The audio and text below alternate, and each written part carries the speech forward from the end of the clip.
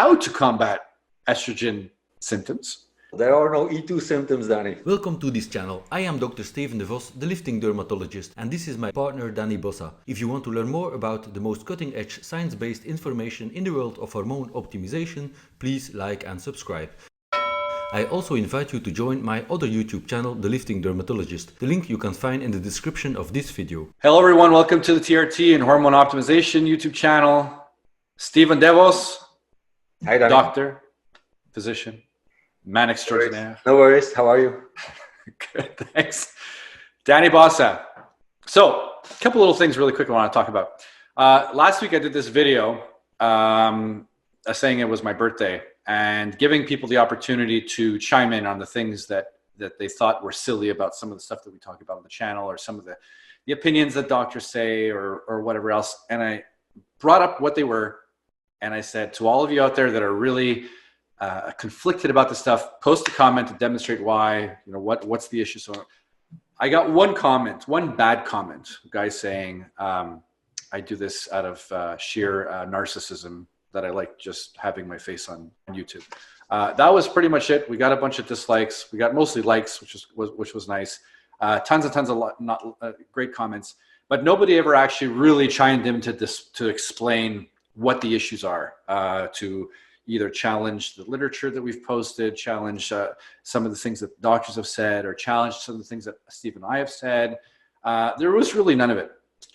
And sometimes I see people out there they'll kind of bitch, whine, and complain, and it's almost as if they have no real reason to. Kind of like how women, that time of the month that their hormones become a mess, and they're thinking more emotionally and not so much logically or rationally.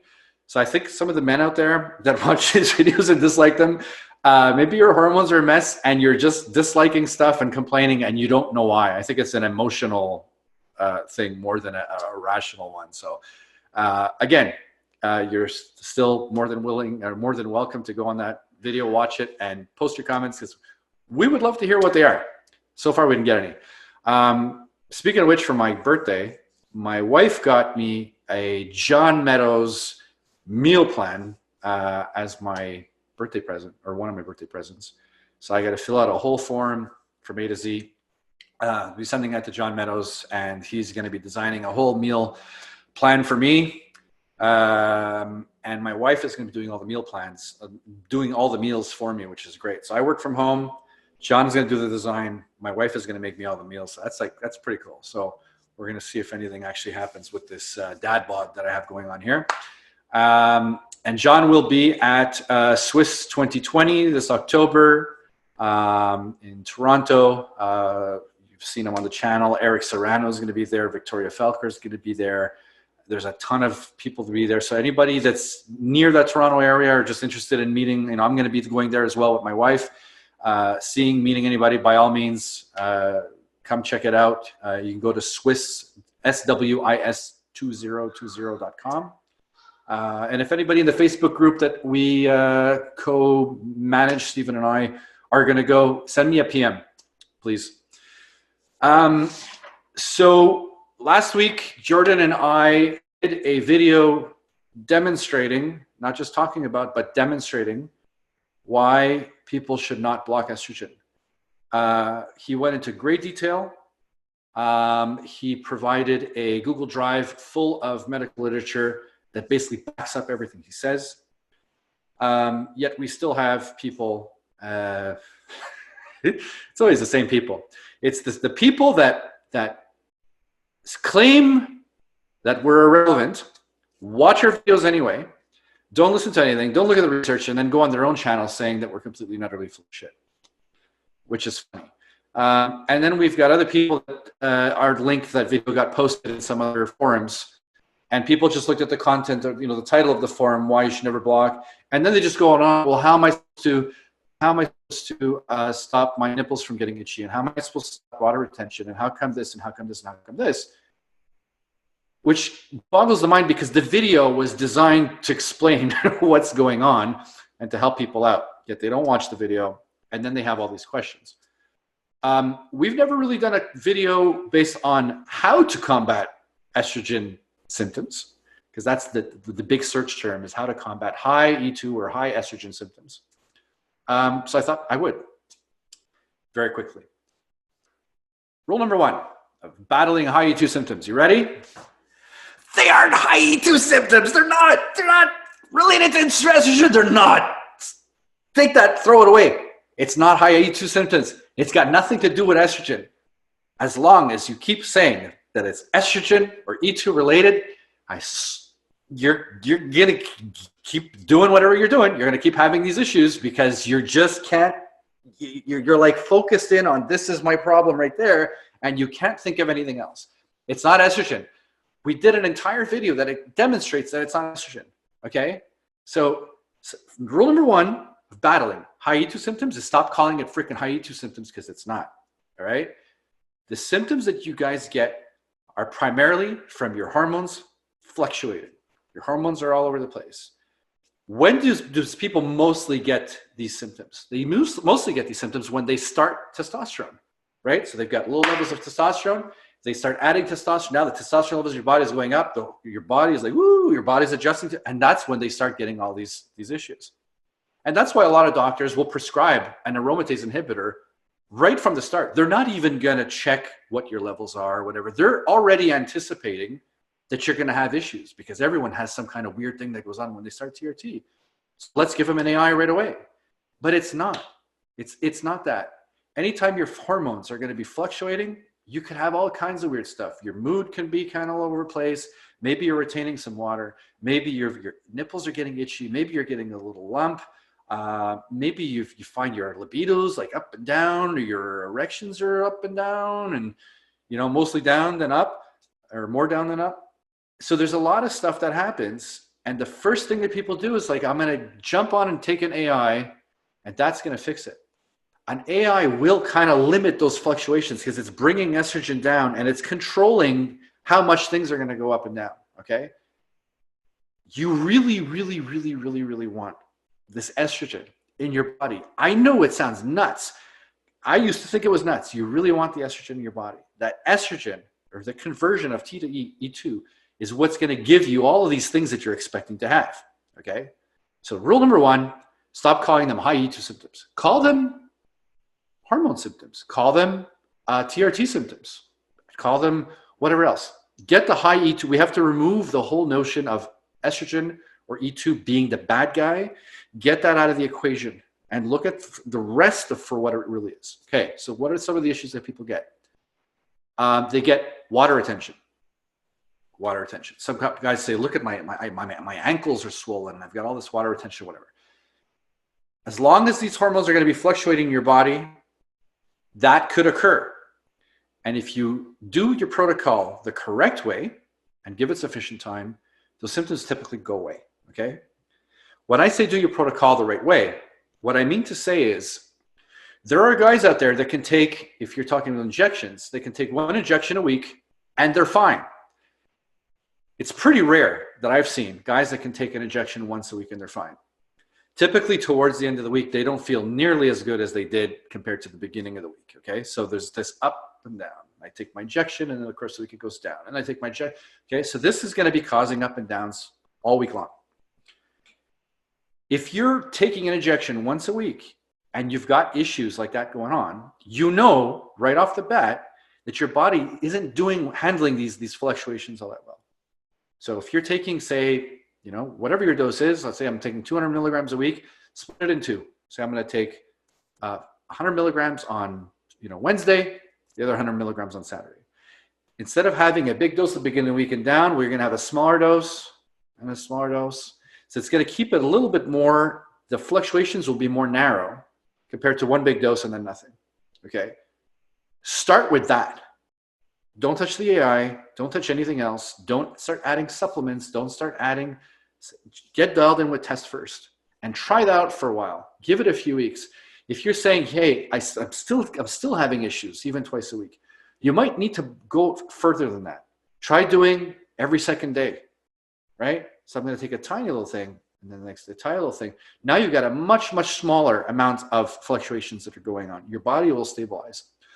We know guys that have to take daily shots to have symptom resolution. So they're just giving themselves a tiny little bit every day, and their levels are virtually flat. If they go even less than daily, so they're going, let's say, every second day, their issues come back. So they're very, very susceptible or sensitive to these fluctuations. Again, some guys twice a week, perfectly fine. Dr. Jordan Grant that I interviewed last week, he takes twice a week injections, completely fine. He says, I don't need to take more. But if you're having issues with twice weekly injections, go a little more often. The guys that do the cream, they're taking daily cream. Most of them are even taking twice daily cream. They rarely have these things going on that they need any type of AI or anything like that. So rule number one, stop calling it E2 symptoms. Okay, that's right off the bat. I can explain this till you guys are blue in the face. Rule number two, don't do weekly injections. Try to split it up. The more frequent, the better. But don't go jump into daily all of a sudden without trying twice weekly or 3 times weekly or every day of the day, whatever. But see at what point, what is the minimum amount of injections you can give yourself a week where you don't have any symptoms, okay? I mentioned earlier water retention. While these hormones are fluctuating and your body's trying to adjust to your new protocol, you could get some water retention. That water retention typically goes away by itself. You don't need to do anything, just give it time. Some guys, it goes away faster than others. If it's taking a while and it's like, man, this water retention is really becoming annoying, you can go to any pharmacy, get an over-the-counter mild diuretic just to help you flush some of that water out. And once it's flushed out, it typically does not come back, okay? So don't jump on an AI just because, oh, I've got water retention. That's nonsense. Find other ways to get rid of the water and it won't come back. Itchy nipples. Oh, if I don't take an AI, my nipples get itchy. Again, itchy nipples will happen if your hormones are fluctuating, okay? Again, give it time for your body to adjust. And when I say time, I don't mean 3 days. Give it 6 weeks, 7 weeks, 8 weeks. That nipple sensitivity will usually go away on its own. But if every single time you've got nipple sensitivity, you jump on an AI and it goes away, right? And then you say, well, I'll try in a couple of weeks. I'm going to get off the AI. Oh, my nipple sensitivity go back. Oh, I got to take my AI again. You're never going to get off the stuff. Okay, you've got to say, I'm going to stop taking the AI. And I know that my nipples are going to be sensitive for a while. They always are. And give it time. And you're going to see with every passing day and every passing week, they'll be less and less and less itchy, less sensitive. It will go away. It goes away for everybody that we deal with in our Facebook group. It always does. They're almost all off their AIs. It will for you also. Okay. Gyno, any type of lump. Now, first of all, when I talk about gynecomastia, there's 2 types of gynecomastia, really. There's one type where men will put on a lot of fat on their chest, not really anywhere else, and they say they're man boobs. And then there's other men that'll actually develop a lump. It's like a hard, you can feel it with your fingers. I have a very, very small one, which I gotta say in every video, I had long before TRT. I got it in my mid to late 20s. It was a lump that formed on each side. If I feel with my fingers, I can feel that there's a little bump under there. Nothing big, but it's there. Not only do I have that, but I also have some fat on my chest, which has improved significantly since I got on testosterone. If all you have is fat and you're not feeling any type of lump at all, really it's just dieting. Exercise, dieting, watch what you eat, maybe get a meal plan with John Meadows. Find a way, how can I shed as much fat as possible to get rid of this fat? Your chest will look a hell of a lot better. If you've got a lump, it's going to depend on a bunch of things. If you just got on TRT and you've never felt a lump ever before, and now it's like, oh, I'm feeling there's a little bit of a lump, don't do anything just yet. Monitor it every couple days. If it's getting to a certain point and it's stabilizing and it's not getting any worse, say, you know what, let me just hold off for right now, give it a little bit of time and see if it goes away on its own. Oftentimes it will. If it's getting, growing, and it's like, ooh, I don't really want to take a chance, you can take a SERM, which is either something like tamoxifen or raloxifene.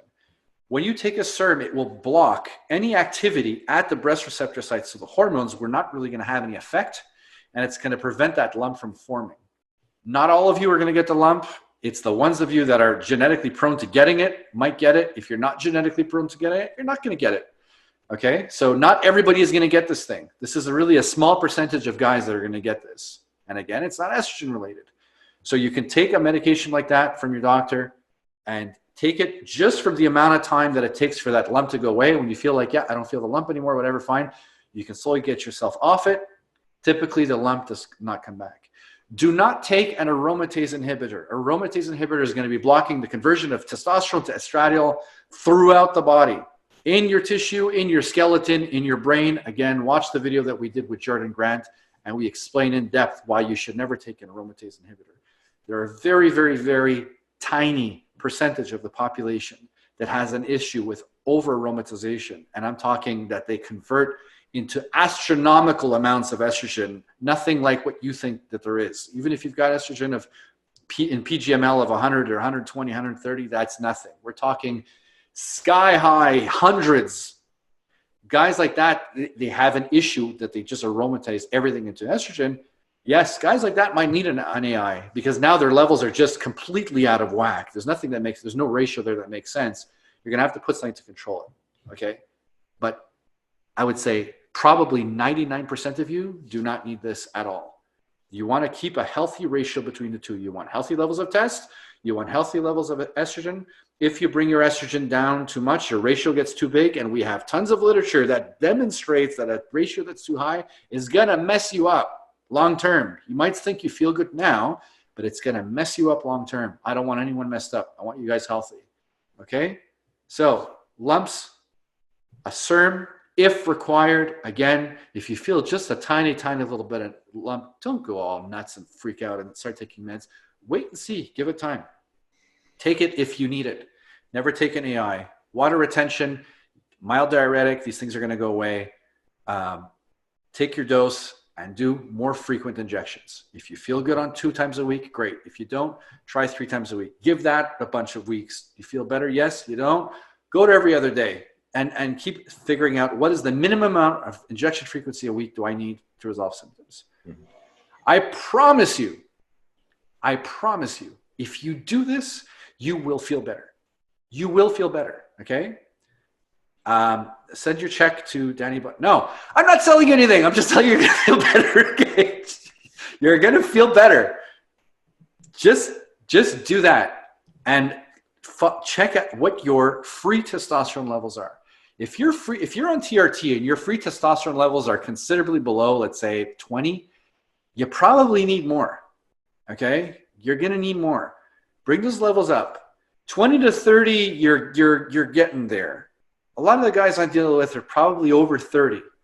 That does not mean that you got to go say, well, now I got to get my levels over 30. No, I'm just saying that most of the guys I talk to that are doing really well, their levels tend to be over 30. You might be do fine at 25. You might do fine at 20. But if you're considerably below 20 to 25, we talk to guys all the time. They come in like, oh, I need an AI and this and this and that.